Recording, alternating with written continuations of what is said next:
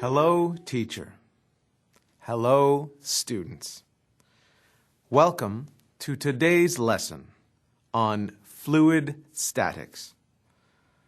In our last lesson, you were introduced to the concepts of pressure and tension as they relate to liquid.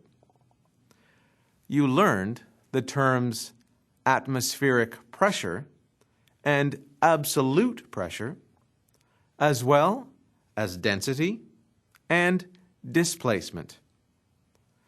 You looked briefly at Pascal's law. In today's lesson, we will study Pascal's law more closely and examine some applications of its principles. If you are ready, students, let us begin the lesson. Blaise Pascal was a French mathematician, physicist, and inventor who lived in the mid-1600s. When he was only a teenager, he began to work on what would eventually become the first mechanical calculator. He is perhaps best known, however, for his contributions to the study of hydrodynamics and hydrostatics. Pascal's inventions include the hydraulic press and the syringe. What did Pascal discover that enabled him to invent the hydraulic press? He discovered that pressure exerted on a contained liquid always behaves in a certain way. This discovery is called Pascal's law. Pascal's law states that the pressure exerted anywhere in a mass of confined liquid is transmitted undiminished in all directions throughout the liquid. The working of hydraulic devices, like the hydraulic press and hydraulic brakes, are based on this principle. Students, have you ever wondered how the brakes in a car or truck work? How does applying pressure on the brake pedal of a car cause the vehicle to slow down? And how does releasing pressure on the brake cause the vehicle to speed up again? Let us use Pascal's law to explain this. The confined liquid in hydraulic brakes is oil. This oil flows between two pistons in a cylinder or pipe. When pressure is applied to one piston, it is transmitted through the oil with the same pressure to the other pistons. In a vehicle, the oil connects a master piston or cylinder to the wheel cylinders and the brake drums. When pressure is applied to the brake pedal, it forces the oil to the other cylinders and applies pressure to the braking system.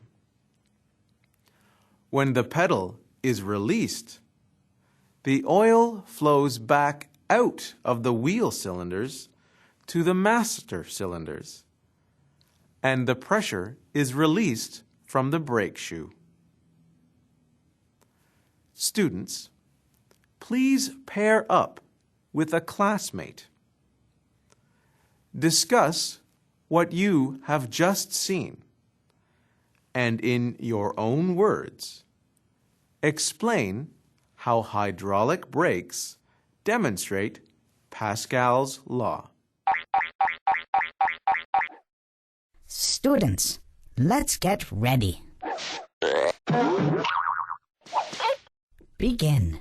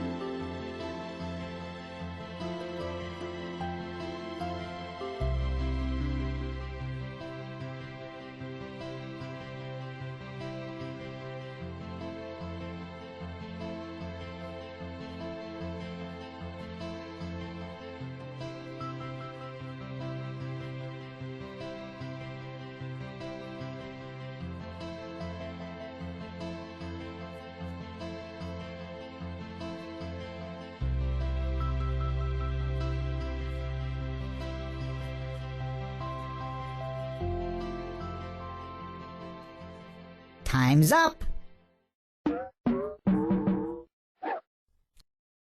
Let's get back to our lesson.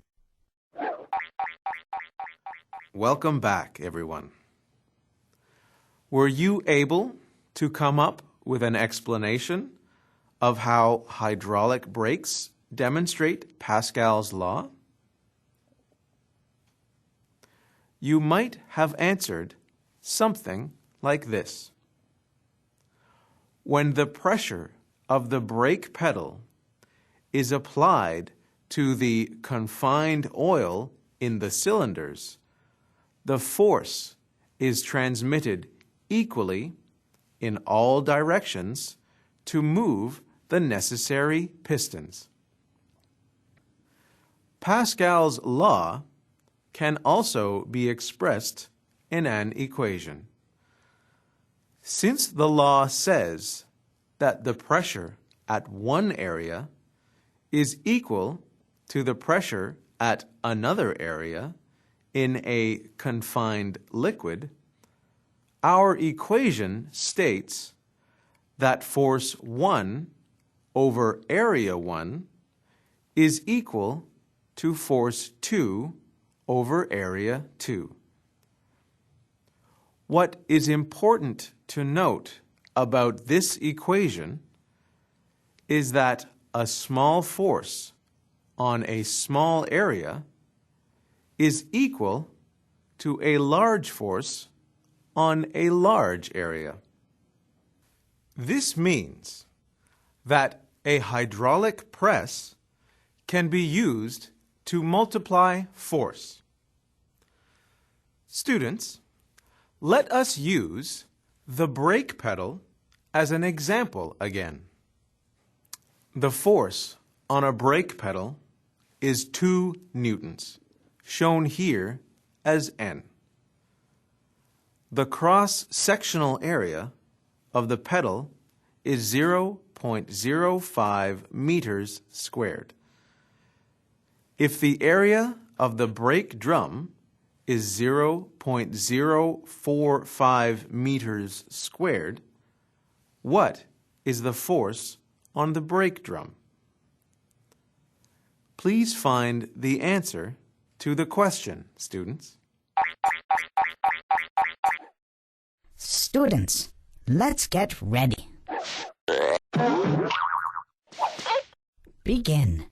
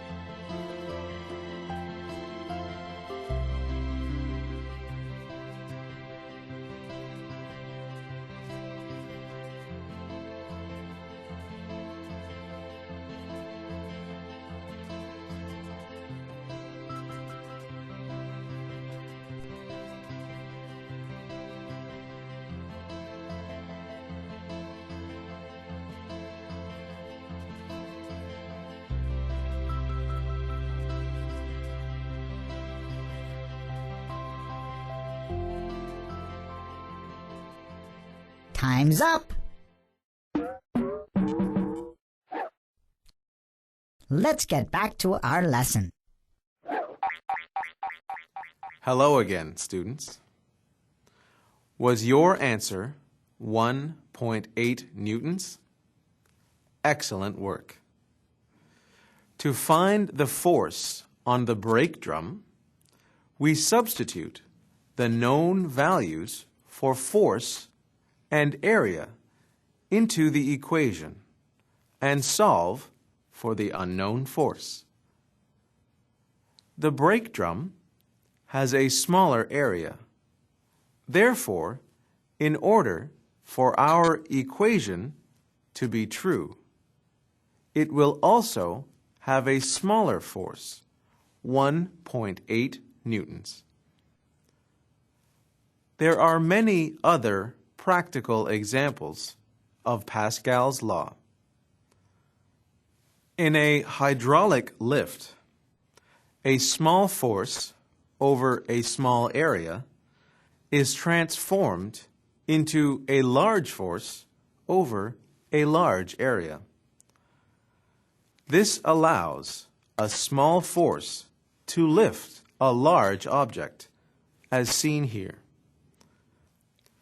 A hydraulic press uses the same principle in the opposite direction to apply a great deal of pressure on a large area with only a modest amount of force.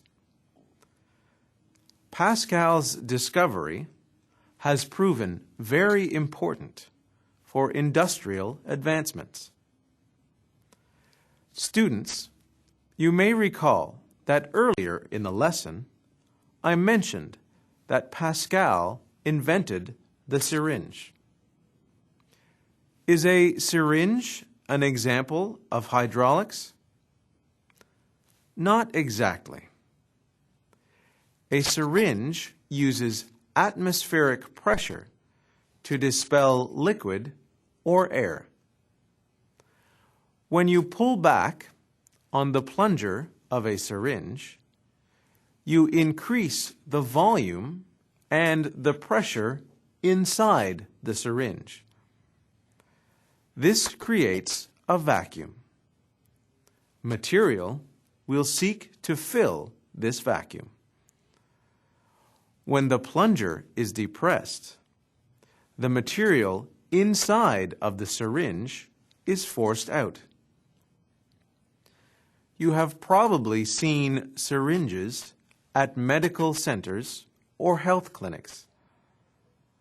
The next time you see a syringe, you can remember Pascal's law. Today, you have studied Pascal's law, and you have seen an activity that demonstrates its applications. You have learned how to apply Pascal's principles to solve problems related to force and area. You can explain how hydraulic brakes stop a vehicle's motion. In our next lesson, we will learn about Archimedes' principle. Until that time, thank you, teacher. Thank you, students.